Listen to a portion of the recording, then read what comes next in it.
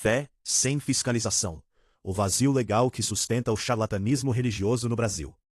Nenhum sistema de exploração em larga escala sobrevive por décadas sem um vácuo estrutural que o proteja. No caso do charlatanismo religioso brasileiro, esse vácuo tem nome, sobrenome e está inscrito na própria legislação. A ausência quase completa de mecanismos de fiscalização sobre a movimentação financeira de instituições religiosas, somada a uma interpretação excessivamente ampla do princípio constitucional de liberdade religiosa. Entender esse vácuo legal é essencial para compreender por que o problema, longe de diminuir, só tem crescido nas últimas décadas. A Constituição brasileira garante com razão ampla liberdade de crença e culto, um princípio civilizatório importante que protege minorias religiosas de perseguição estatal.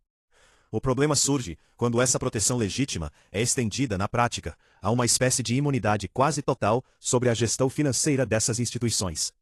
Diferente de empresas, que precisam prestar contas detalhadas à Receita Federal, ou de organizações não governamentais, que enfrentam exigências crescentes de transparência para manter benefícios fiscais, igrejas no Brasil operam sob um regime de isenção tributária ampla, com exigências mínimas de transparência sobre o destino real dos recursos arrecadados. Esse desenho institucional cria um incentivo perverso, quase irresistível, para qualquer pessoa disposta a explorá-lo. Fundar uma igreja no Brasil exige, na prática, muito menos burocracia do que abrir uma pequena empresa formal. Não existe exigência de formação teológica reconhecida, não existe órgão regulador que avalie a idoneidade financeira do fundador. E a isenção fiscal sobre doações recebidas transforma o modelo religioso num dos veículos mais eficientes já criados para a acumulação de patrimônio pessoal sem tributação correspondente, desde que seja apresentado sob a linguagem correta de obra do Senhor e expansão do reino. Do ponto de vista estoico, esse cenário institucional ilustra bem um princípio central da filosofia. Nem tudo que está fora do nosso controle direto deve ser ignorado. Parte da sabedoria prática consiste justamente em reconhecer quando um sistema externo cria riscos previsíveis e ajustar o próprio comportamento individual de acordo com essa realidade, em vez de esperar passivamente que o sistema se corrija sozinho. Não cabe ao cidadão comum reformar sozinho a legislação tributária brasileira sobre instituições religiosas. Mas cabe a ele, com razão fria e disciplinada, reconhecer o incentivo perverso existente e ajustar seu próprio nível de confiança e generosidade financeira de acordo com essa realidade estrutural. Há um paralelo relevante aqui com discussões mais amplas sobre estruturas sociais que extraem recursos masculinos sem retorno proporcional garantido.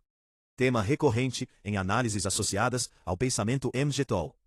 Assim como esse pensamento incentiva homens a examinar criticamente estruturas legais e sociais, contratuais, matrimoniais, econômicas, antes de se comprometerem integralmente com elas, o mesmo tipo de exame crítico deveria se estender, com igual rigor, às estruturas religiosas que solicitam comprometimento financeiro substancial.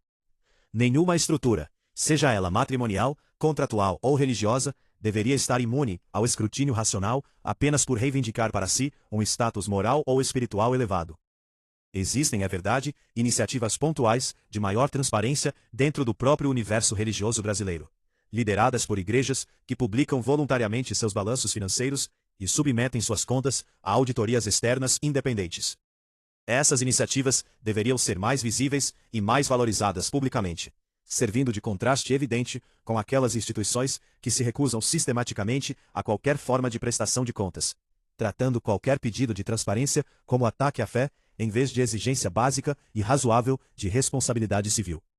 O papel da imprensa investigativa, nesse contexto, é insubstituível, embora frequentemente arriscado do ponto de vista jurídico, dado o histórico de processos judiciais movidos por lideranças religiosas contra veículos que investigam suas finanças.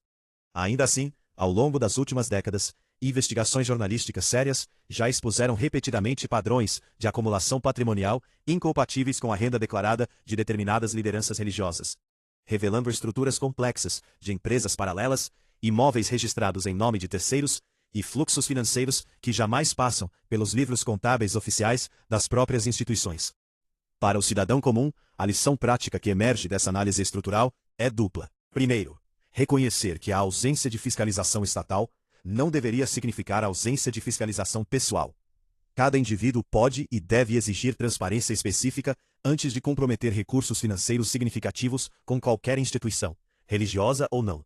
Segundo, apoiar através do próprio comportamento de consumo informacional e da própria voz pública iniciativas jornalísticas e legislativas que busquem equilibrar a proteção legítima à liberdade religiosa com mecanismos razoáveis de transparência financeira, sem que isso represente qualquer forma de perseguição às religiões praticadas de forma genuína e íntegra.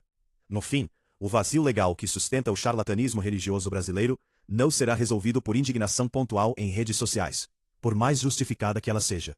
Ele exige debate público sustentado, pressão legislativa organizada e, sobretudo, uma mudança cultural que permita questionar lideranças religiosas com o mesmo rigor racional aplicado a qualquer outra instituição que administre recursos alheios em larga escala.